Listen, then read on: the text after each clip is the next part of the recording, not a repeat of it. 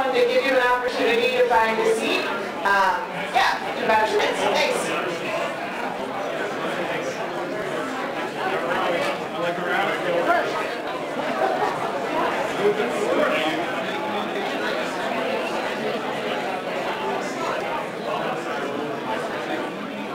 Did the email make sense?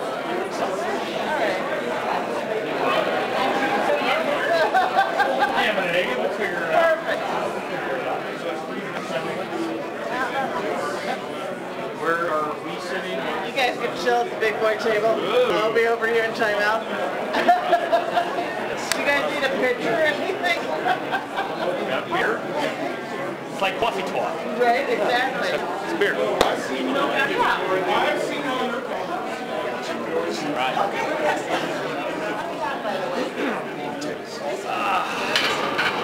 Sorry. I was looking for you.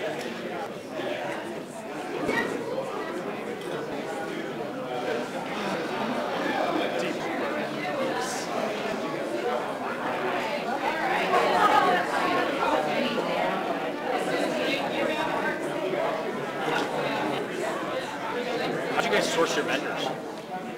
How'd you guys source your vendors? We'd have to ask Hollis. I have no idea. Yeah, like I just work here. Right?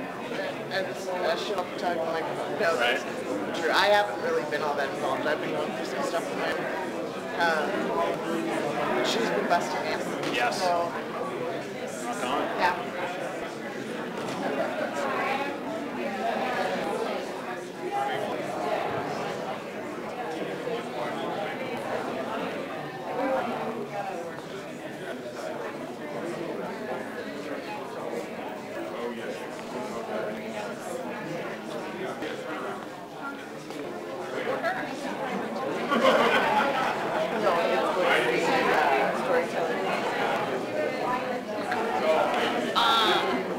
I clearly don't have anyone like top of the hat.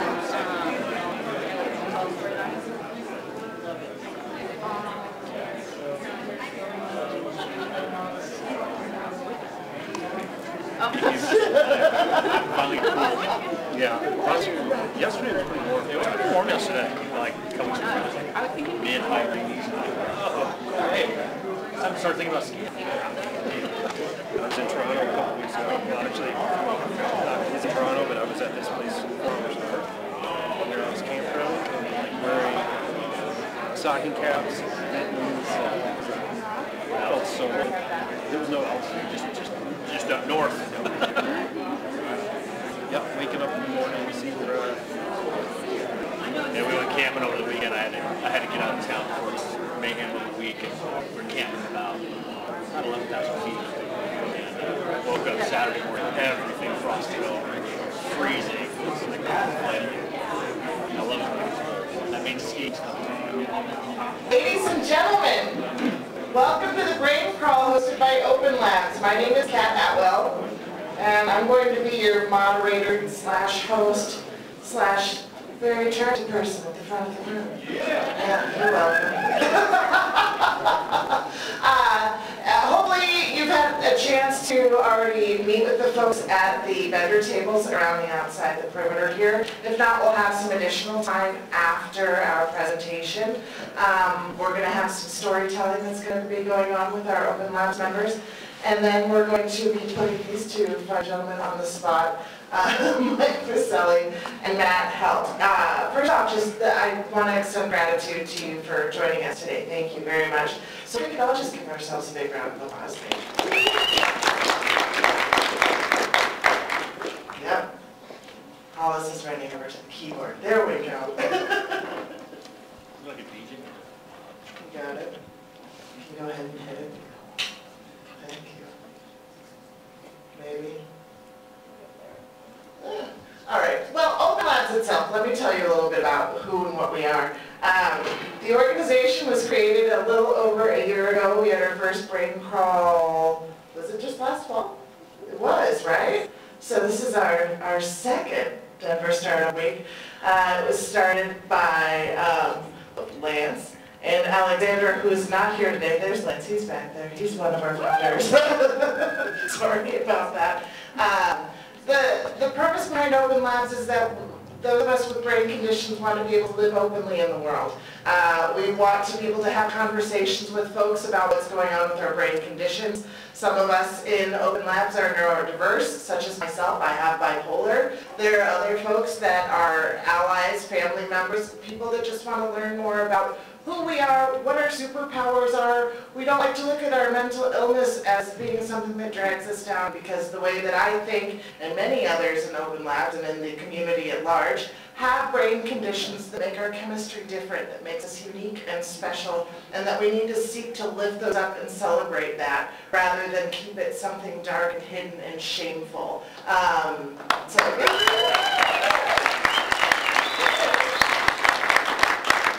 Thank you.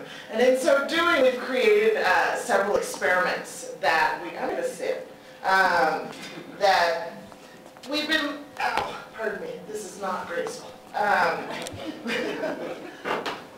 we've been doing over the past year now, and really making some progress. Oh, hey, thank you. That's a good reminder. Did everybody already take a pre-assessment on, you were either handed something out with the link on the slide right there, to let us know where you're at as far as openness? Yeah?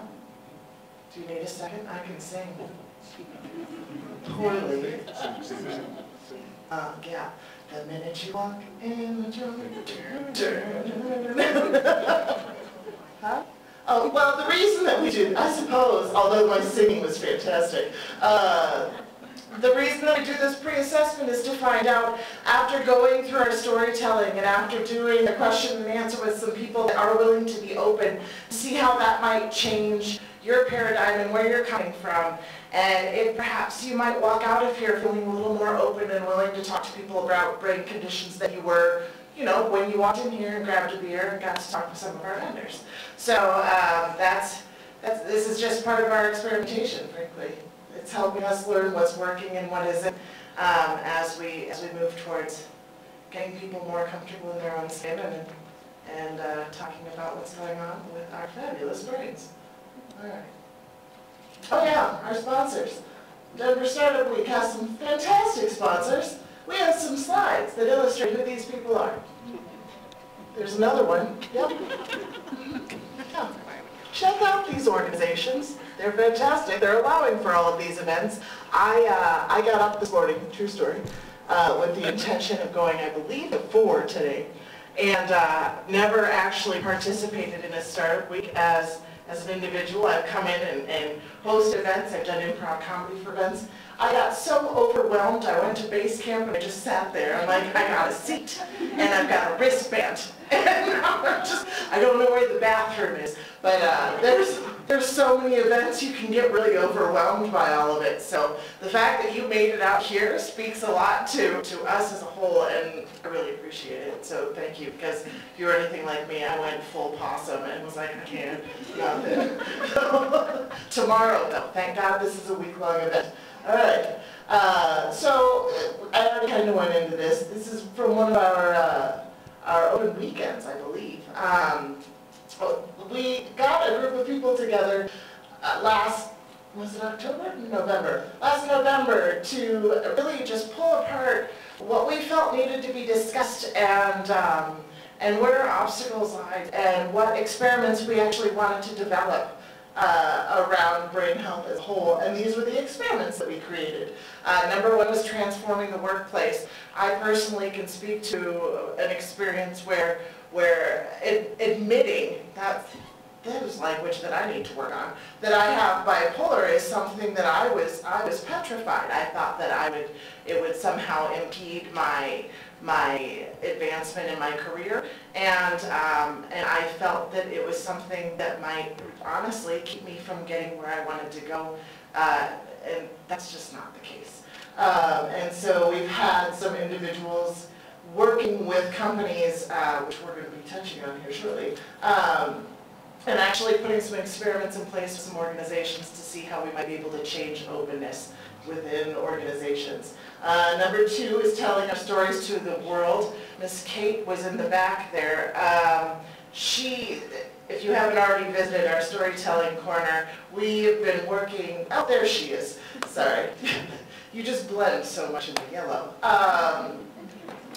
Sharing our stories, talking about what we live with and what we've been through, being able to use the Story 2 method to really just pare down what it is that we have to say to make an impact, and to put people in our shoes for a brief moment and perhaps inspire them to share their own stories. We find that being honest with other people is how we invite others into our own world. Open weekend, that one was touched on. It was bringing people together really to bond as a community, to get involved in these experiments, help us further the goal of open labs, and bring people together and keep pushing for hope everywhere. And then the open peer community, we have ongoing events which we'll actually highlight more at the end and invite you to come to some of these things. But one of the things that I'll just speak to personally, it's really nice to have folks that live with bipolar that aren't, I mean, we all have moments of crisis, but we also don't.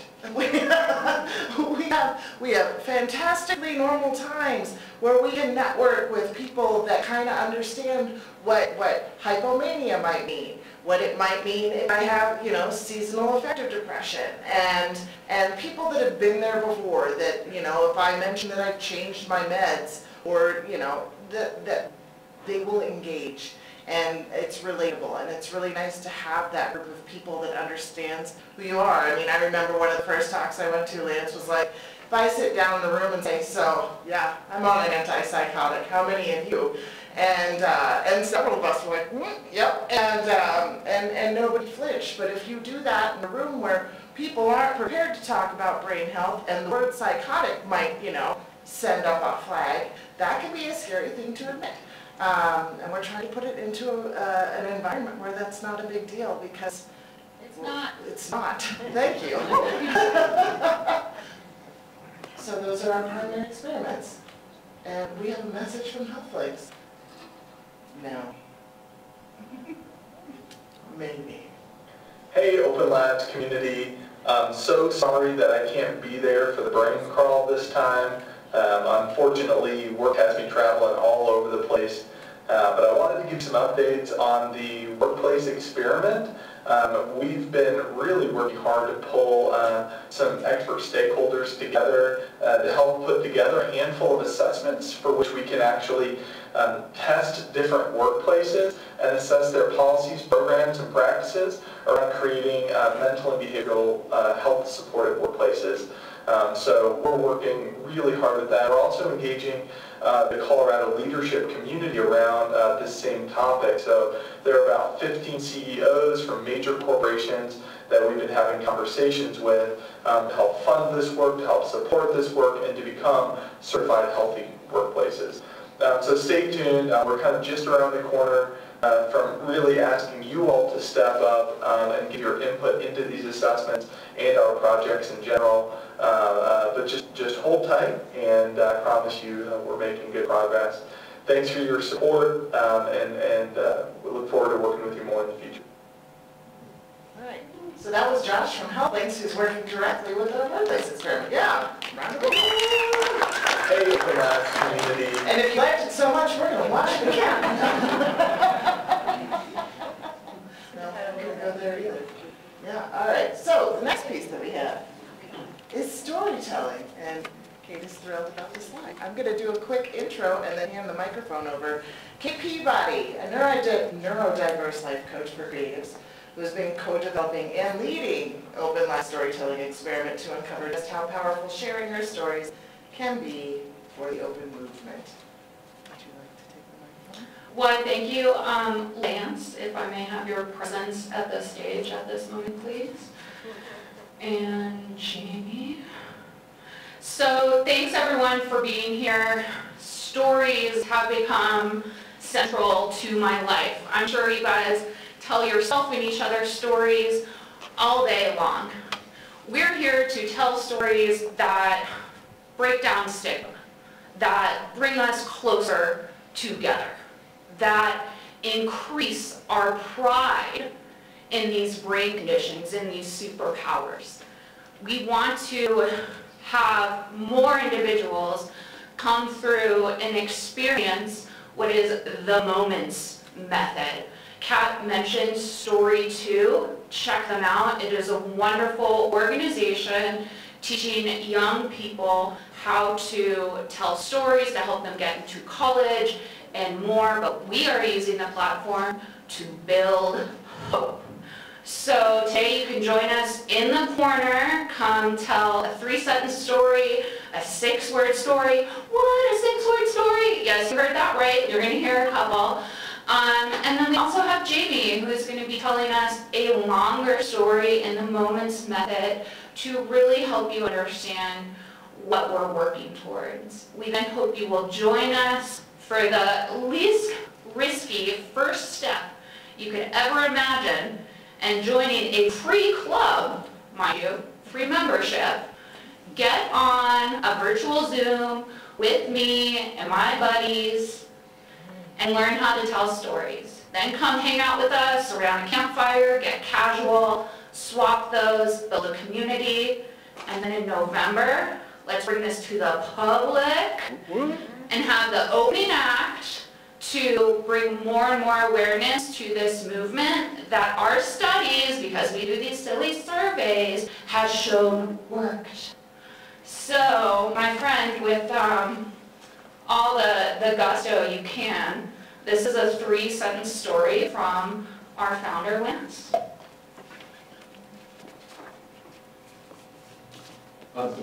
Real quick, I want to thank everybody for this. This is so fantastic. And so if you can help me with the gusto just a little bit.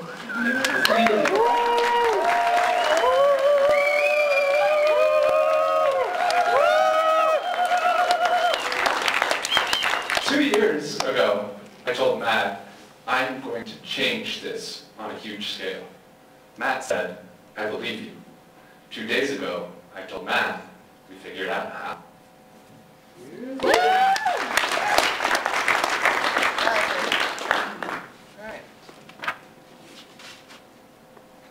I want to shrink into nothing at work, so I escaped and purchased new headphones. By blocking out this noise, I can pretend that I'm already small.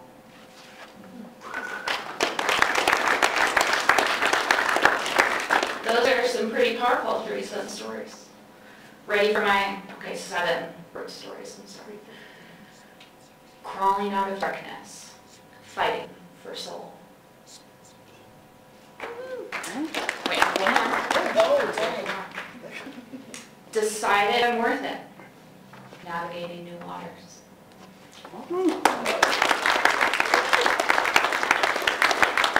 And now I would love to introduce one of our newest members, Jamie Schuster, an undergrad who is bringing his neurodiversity and enthusiasm to Open Labs and has an experience he'd like to share. Thank you, Jamie.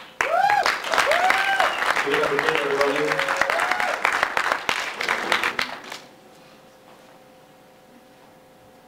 There's a sniper perched up on a rooftop. He's sitting, waiting. He has his rifle aimed at an adjacent house through a bedroom window. Through the crosshairs of the scope, you can see a young teenager, an adult male.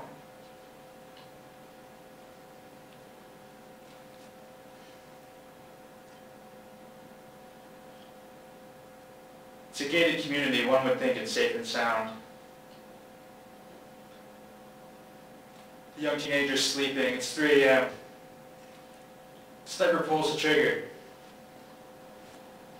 I wake up, heart beating out of my chest, temples throbbing. I'm scared. Just seeing myself in an omniscient perspective, detached from my own body.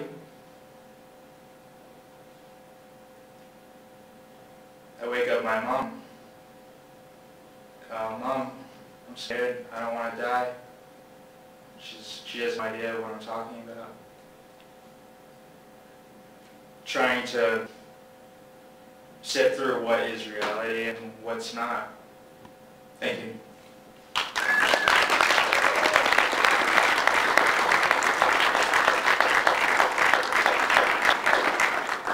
That being your first time up here, that was extraordinary. Thank you very much. That's awesome. All right, so now we're going to pick brains. That didn't sound bad at all. I'm getting my phone out of my pocket very poorly. Here at the center table, we have Mike Pacelli, president and founder of Catalyst HTI, this entire building over here. And I'm going to read the bios here in a second. Sorry, this didn't happen very smoothly. All right. Here we go. Mike Pacelli is passionate about the future of healthcare. He's also the developer of the industry integrated concept. As co-creator of Catalyst HTI, he has watched his dream become a reality, bringing together over 50 health tech startups to collectively brainstorm how to improve our healthcare system and help people live healthier, happier lives. He'll be sharing his experience with depression and thoughts of suicide and why living openly is so important. Please, a round of applause.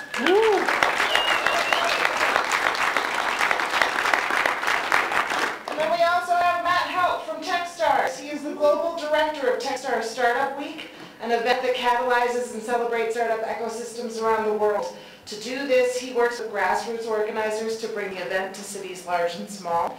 In addition to his community building work, Matthew is also an advocate for mental health awareness and volunteers as an advisor for Open Labs. Having struggled with a lifetime of mental illness himself, he now speaks about the importance of founders seeking help right away to avoid the problems he encountered. So, big round of applause, please. Yeah, welcome to Denver. Yeah, thanks for having me. Denver, he lives in Omaha, Nebraska, so big welcome to Denver, Colorado. Now, I'll let you guys sort of go back and forth, but I figured we could start just by telling us a little bit more about your personal experience with the brain condition. All right.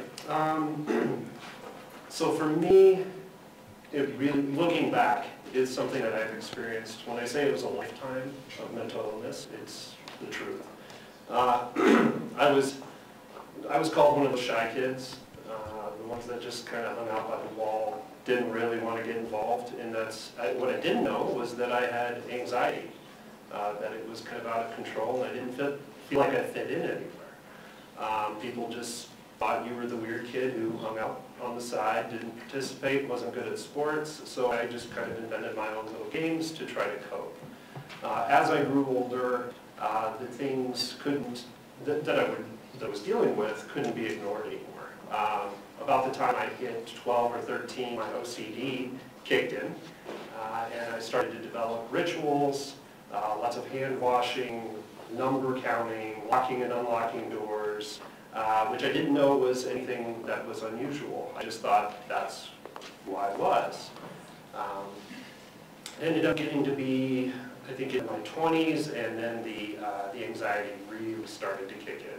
So I had both the OCD, which I was dealing with these rituals, and then the anxiety. By the time I hit 25, I did probably the stupidest thing I could have ever done in my life. I tried to get over my fear of heights. So I went skydiving.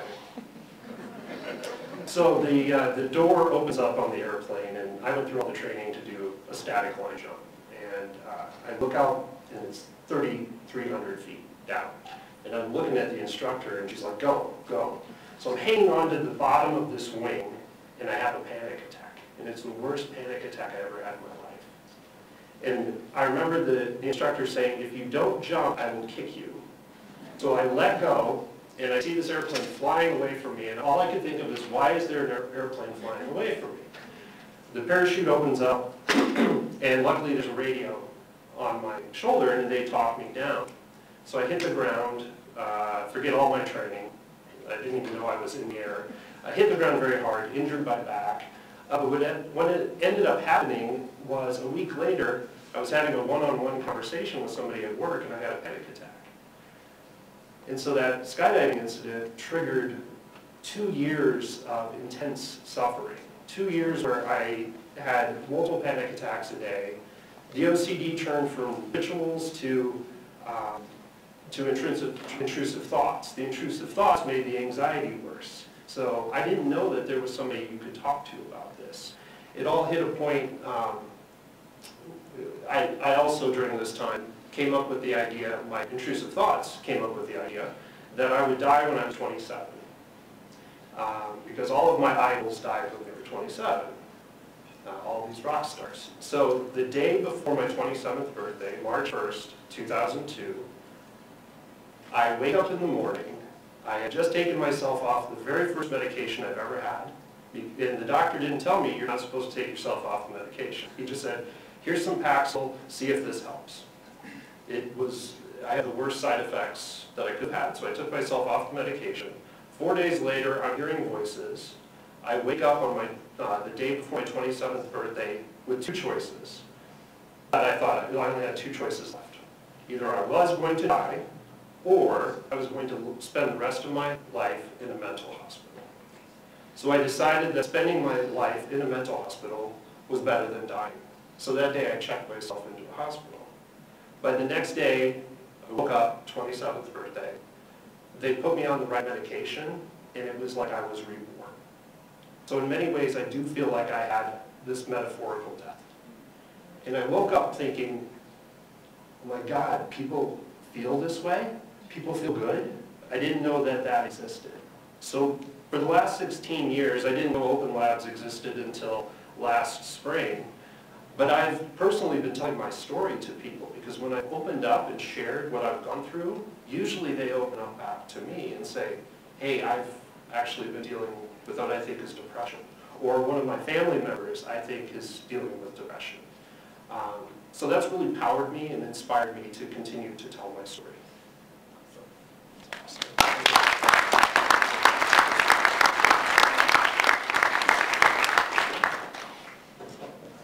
Well, first of all, welcome to Catalyst. We're glad everybody's here, and of course, happy Denver Startup Week. We're at it again, 7 years. Yeah, let's switch that out. Thank you. Is that better? All right. So what I'm about to share with you, I've gotten passionate about this the past couple of years. The friends in the room, you guys know I get very passionate very quickly. But all joking aside, this is one area that I really recognize that we here in Colorado can be a leader across the country for demystifying mental and behavioral health. I truly do. There are people in this community that just inspire me every single day. And I know that the passion is surrounded in this community from Denver, all throughout Colorado, where we can come together and be a leading voice and authority across this country, that we can in fact do this, and we're going to do it together. So the story you're about to hear is part of this journey and why I get so passionate, because it kind of echoes a little bit of what Matt just shared. So we've got to rewind the clock. I'm about 10 or 11 years old. And here I am, I'm an aspiring athlete, really having a knack for athletics and really devoting my time and energy to that. But then all of a sudden, bodies are changing and, everybody's starting to become attracted to either a boy or a girl. And Mike has an attraction to boys. And of course I just buried that in the closet, didn't think of it. I'm an all-American sports athlete, right? But I also grew up in an evangelical Christian household. And if some of you take offense to what I'm about to say, I don't know what else to say, but just kind of bear with me for a moment. People that are gay or bisexual are going to hell. At least that's what our pastor taught.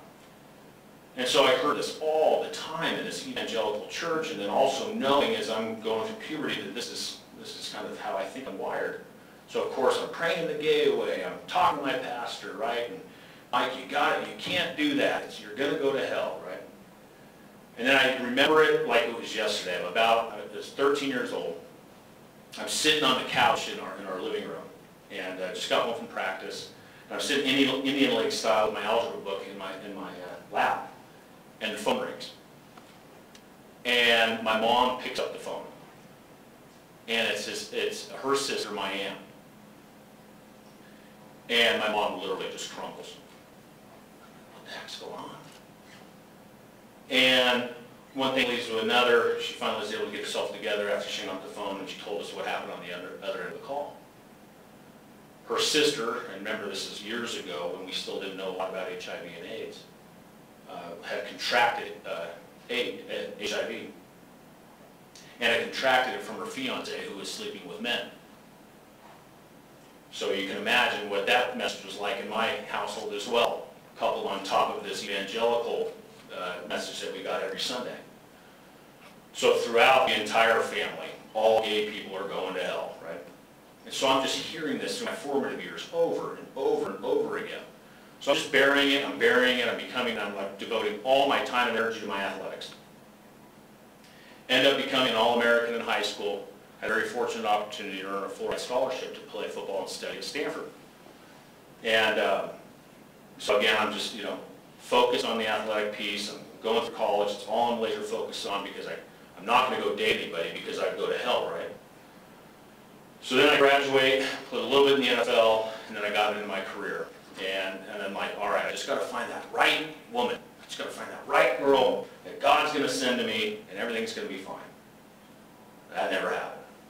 And I was dating this gal for a while, and I could tell that it was coming up on either Mike, either shit or get off the pot, right? Like, you're either going to propose to me or we're done.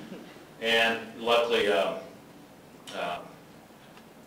finally looked myself in the mirror, and similar to what Matt said, I'm either going to kill myself or I'm going to have to live this lie for the rest of my life. And I never felt like I got in a groove with my career after my athletic pursuits were done, because I was always leading this double life, right? All this time and energy in this other full-time career, being closeted and living this fallacy, right? So I remember it was summer of 2007. I was actually up at Red Rocks, and I had moved home to my hometown after I got done for a couple years. Probably one of the biggest mistakes I had never made. We do what we do. But I came out to Denver because I grew up in the mountains, and I said, I need a big city with mountains. So I'm going to go check that Denver out. So I'm at the top of the Red Rocks, overlooking Modest Mouse, if you guys know that band. At the time, my favorite band, live music performers. What's that? Were you?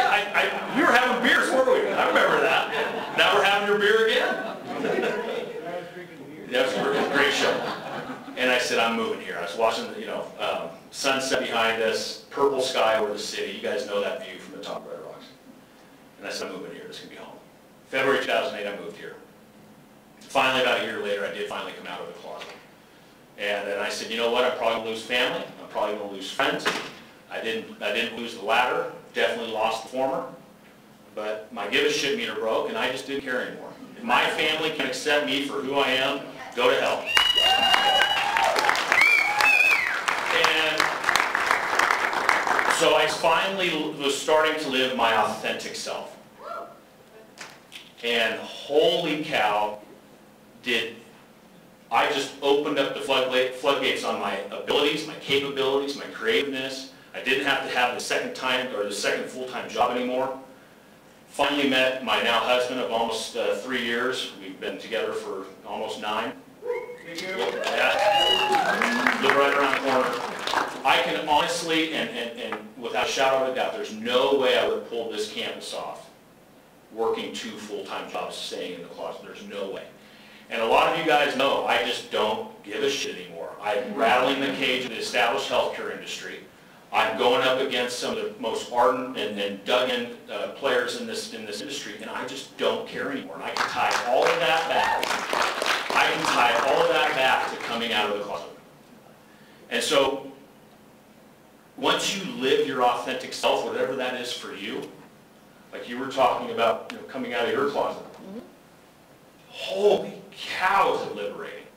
So if there's one thing that I can impart here today is hopefully some of you who may be whatever part of that is that you're in that closet, whatever that may be for you, blow that door off its hinges. Let your give a shit meter break and be you. You will be amazed at the heights you will climb. You will be amazed. You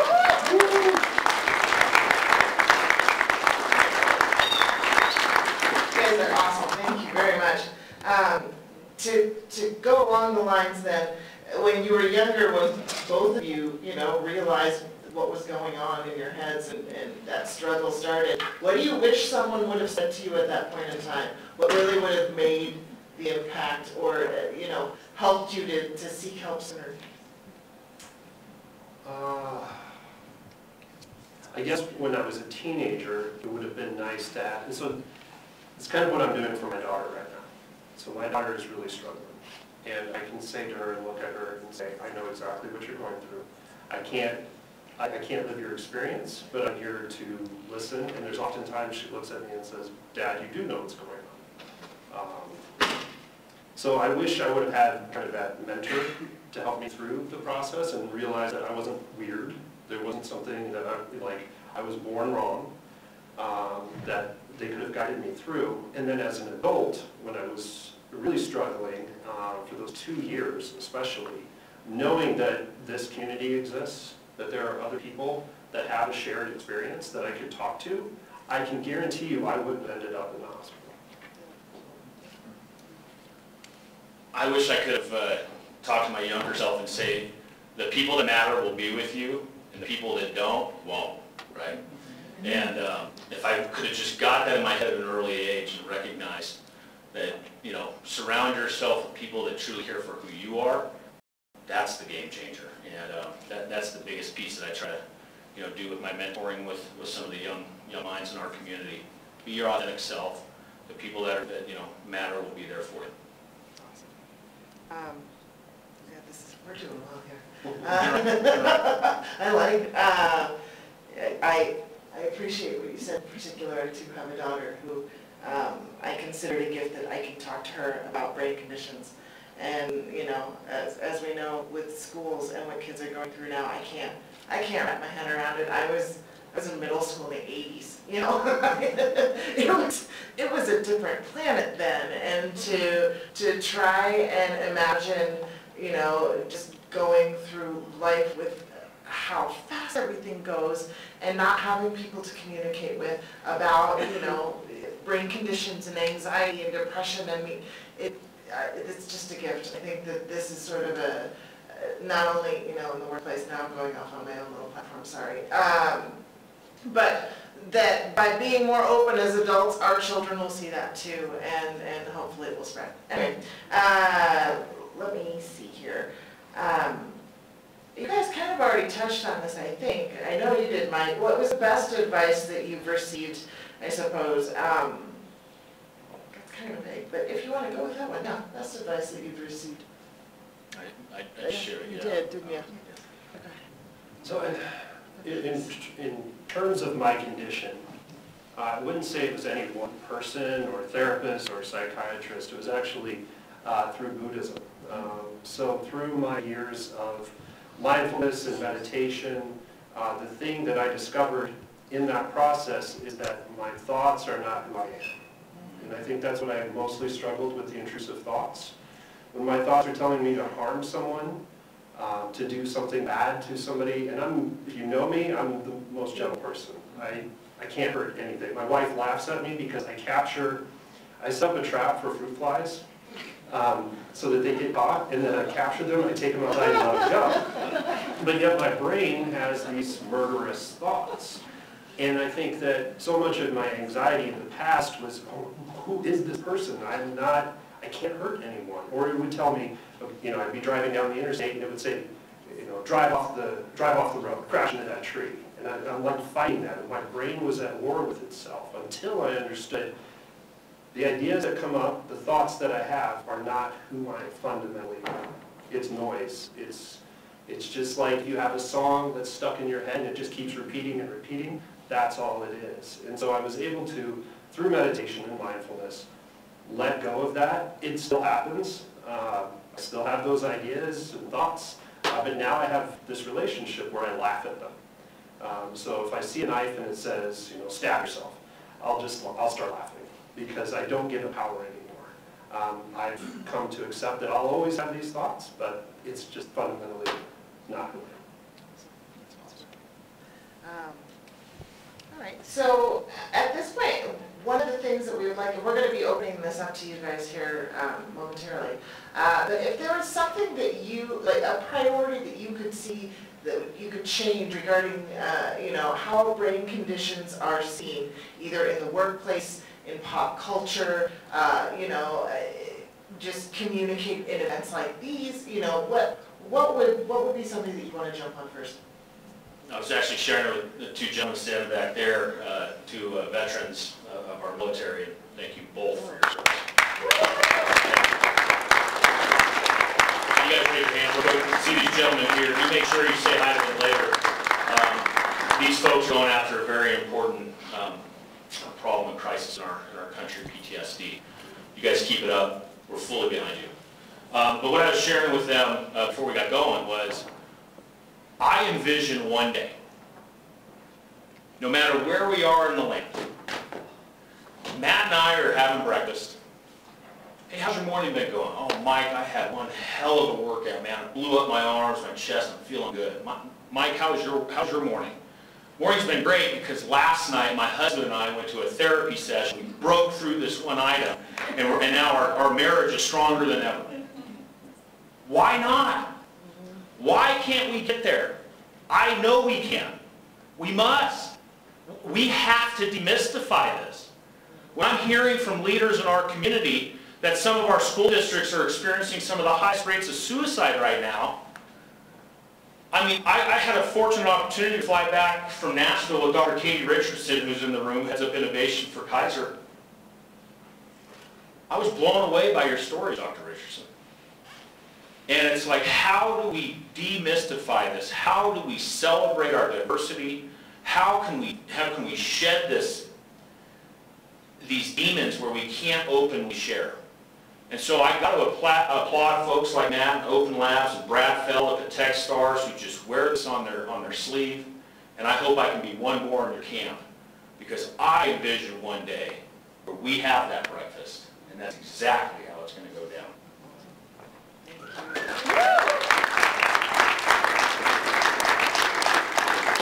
Yeah, I think absolutely demystifying it is probably step number one. The other thing that I'm really super interested in is protection. What I mean by that is, in school, if you're a student who's been identified as somebody who has a brain condition, there are protections in place, a 504 plan. So that if you're having a bad week, a bad day, your teachers are aware of it, only within the amount of information that the student wants to provide. But then they'll work with the student so that the homework doesn't build up and it gets worse for them.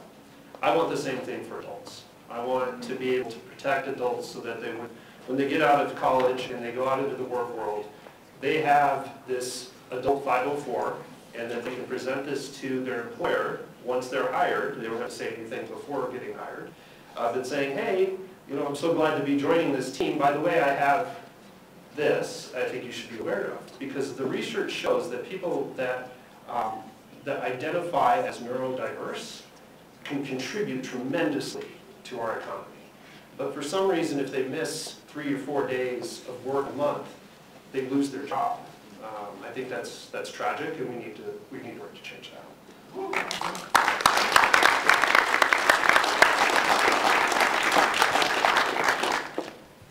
Hi. Hello, I am not Kat, but my name is Hollis Moore. I am the newly appointed community manager for Open Labs, and so thank you for being here. We're going to do a little switch up, and I'm going to finish the rest of the program. So at this point in time, if you have a card in front of you and you would like to pass that forward to someone in a yellow shirt, if Open Labs members can maybe run and grab a couple of those, I'd love to take some questions from the audience.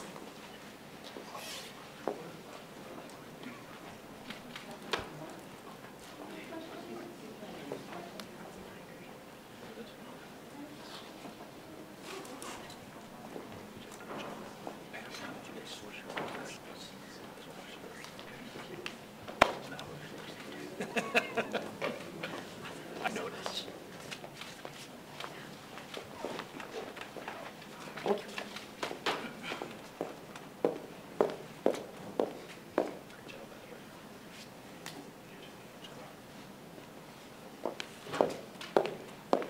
going to look through these quickly.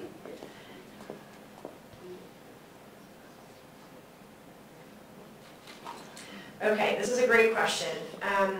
How do you think co-occurring mental health and substance use disorders play a role in long-term recovery?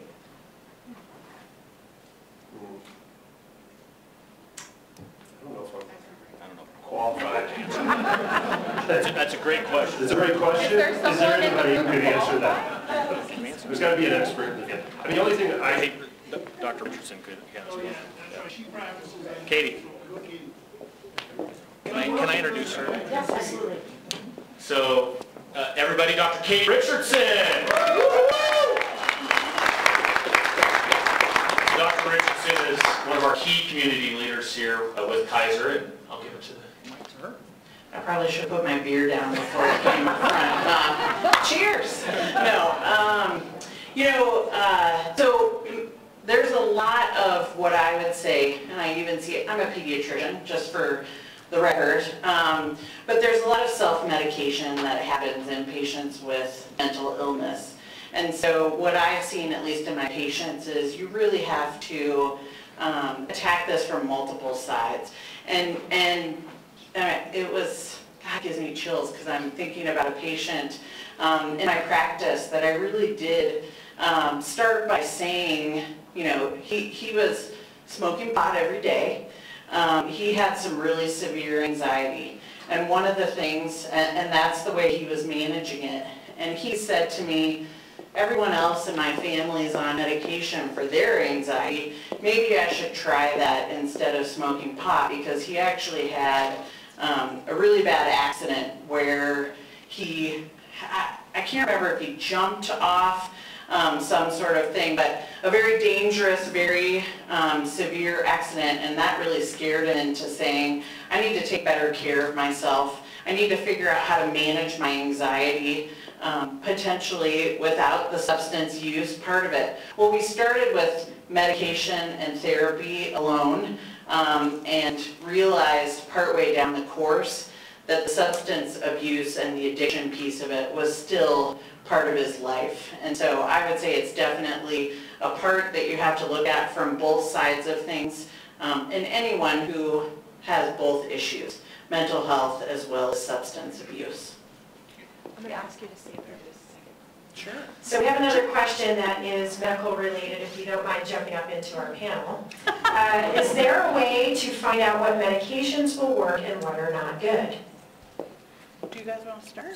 Well, real quick, I mean, luckily for me, the first medication that I was on worked, but for my daughter, we had to go and do a genetic test. And what we found was alarming, because the first 8 medications that she was on were all in the red category. She did not do well with those. So no wonder she didn't do well. But now we've got a clear indication of what does work, and we're trying to work towards that. I don't have much to add except for to say I think the future is bright. With genetic testing and genomics available to really look at what medication is best for each individual, I think we're going to be able to do a much better job. It's going to be less about the art and practice of medicine, and it's going to be more about getting patients on the right medication the first time. There is a company called Genomind, and I believe that's exactly what they do. They were unable to be here today. This is another question related to children. So having started your journeys and your struggles when you were younger, what advice can you give to parents and other caregivers to help children who might be suffering?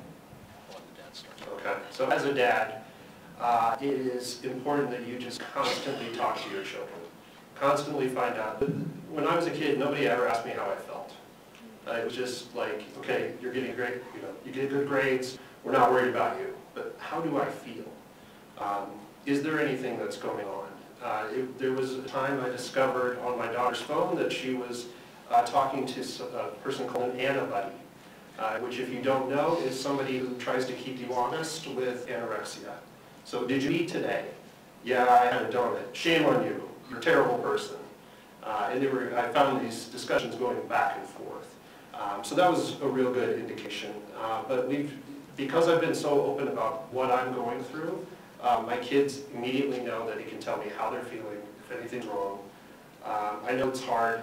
It doesn't work for everyone. You can be as open as you possibly want because every kid's different. They can still clam up and not say anything. And it may be crisis before you find out that there's anything wrong. So there's no manual to parenting. It's as many of you parents already know. I'll leave it there. Okay, great. Let's see.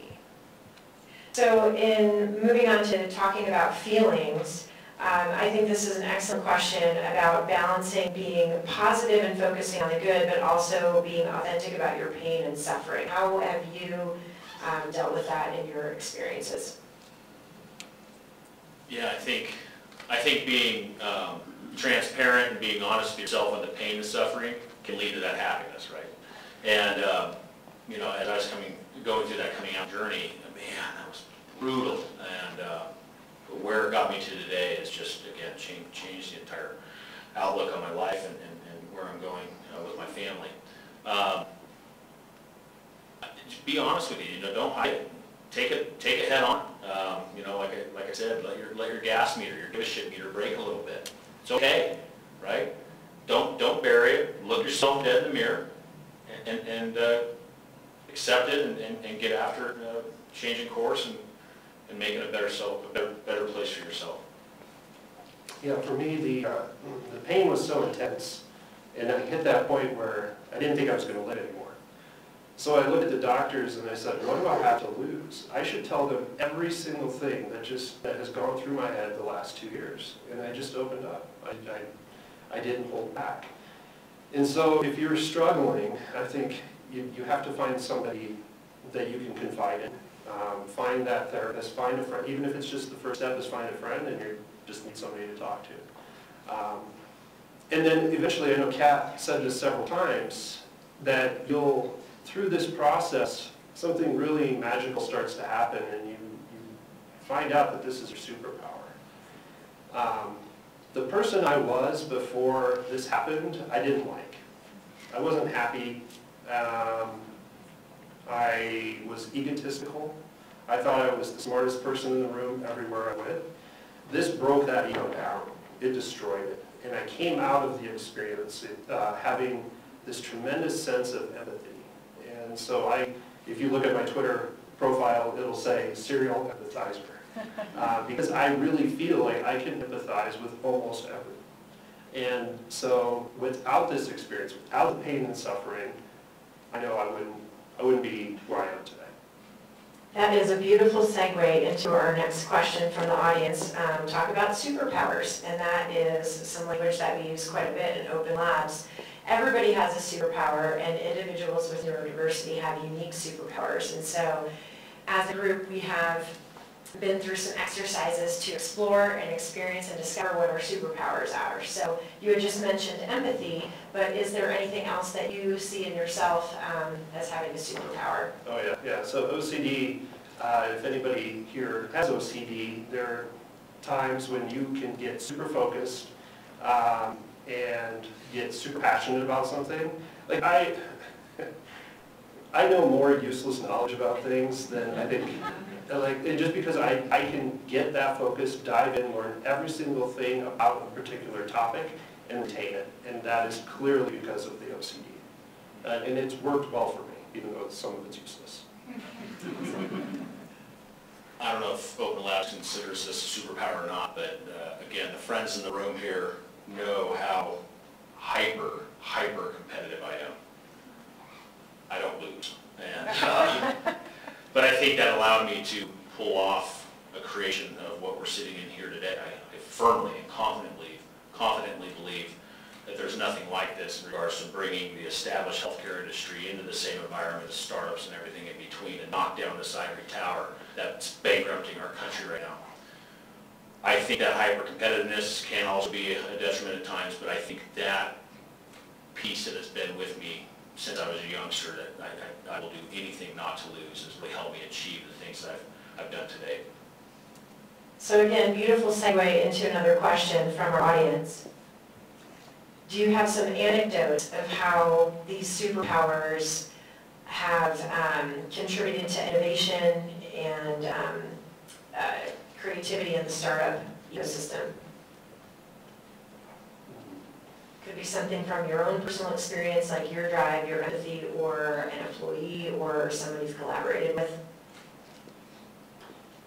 Yeah, I can't think of anything off the top of my head. It seems like some of the most well-known entrepreneurs, founders have had something, clearly, because most people don't have that kind of drive, and it takes something special.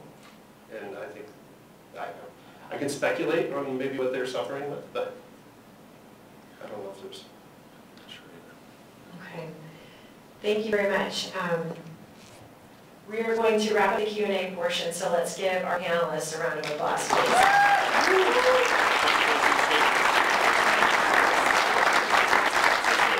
I just want to make a quick closing statement, Matt, I'd love for yourself as well. Again, let's go back to kind of how I kick things off. You in the room are the hope for the rest of our community, not just here, but across the country. Again, let that gas meter break a bit. Give a shit meter, right? Go out there in the world. Own it. Celebrate it. Be the change that this world needs. We're in an absolute and utter crisis across this country right now. And if you guys don't take the horns and run with it, who is going to? Please, I implore all of you, please take the charge. Be that change that this country needs in everything that you do. We need you, and I cannot wait to see what all of you do to impact our world here and beyond.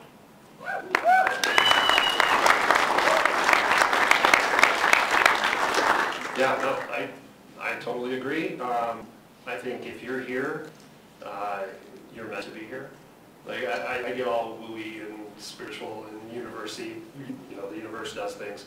But I think that things happen for a reason, and you're put in moments, and so see what that moment is. What does this mean to you? What can you take away from here? We would love to welcome you into this community, because you're special. Each and every single one of you is special. So we would love to have you.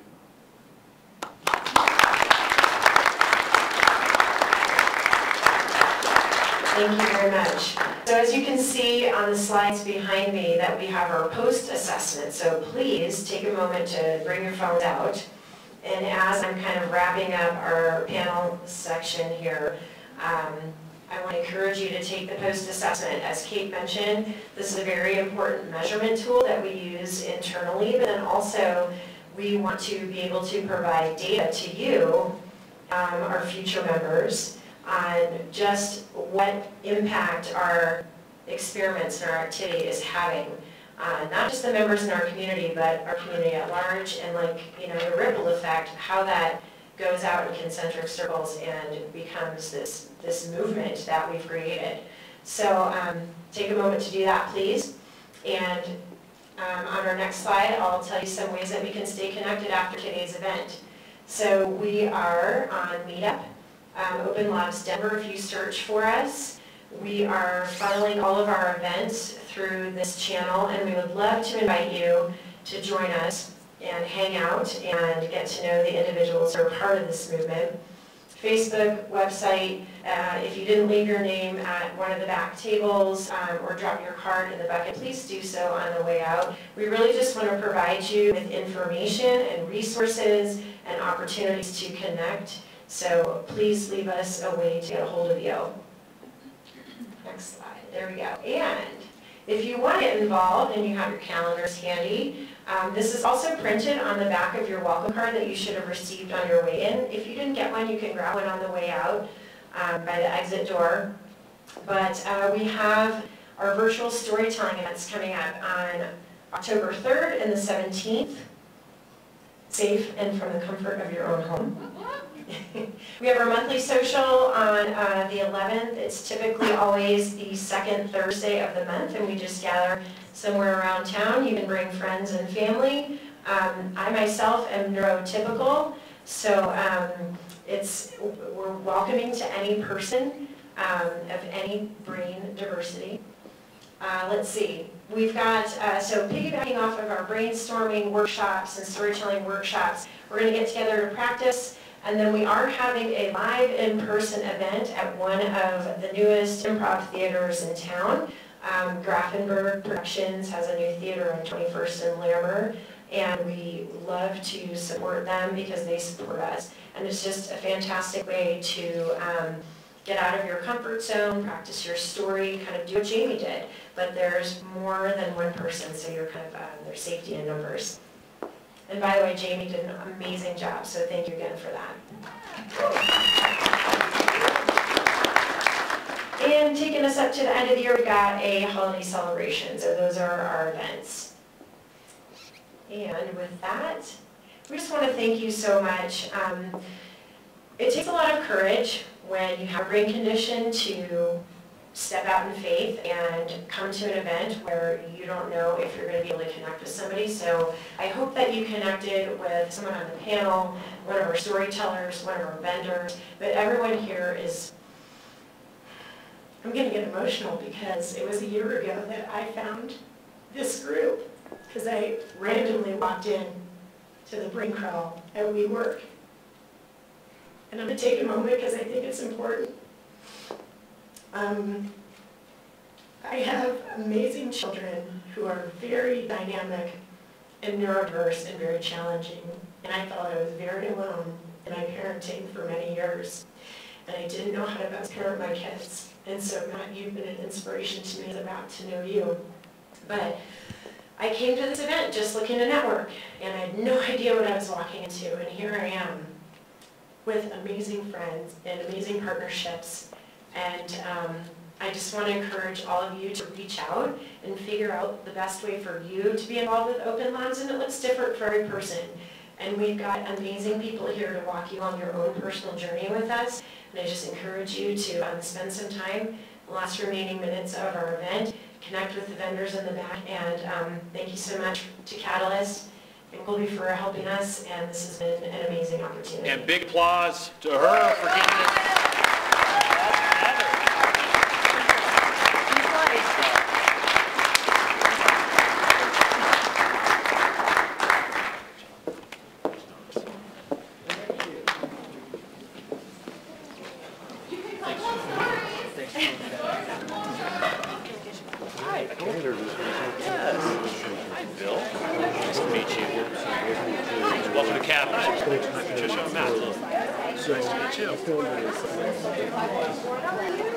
Fit for life? Yeah. Great. Are you a practitioner or entrepreneur? Okay.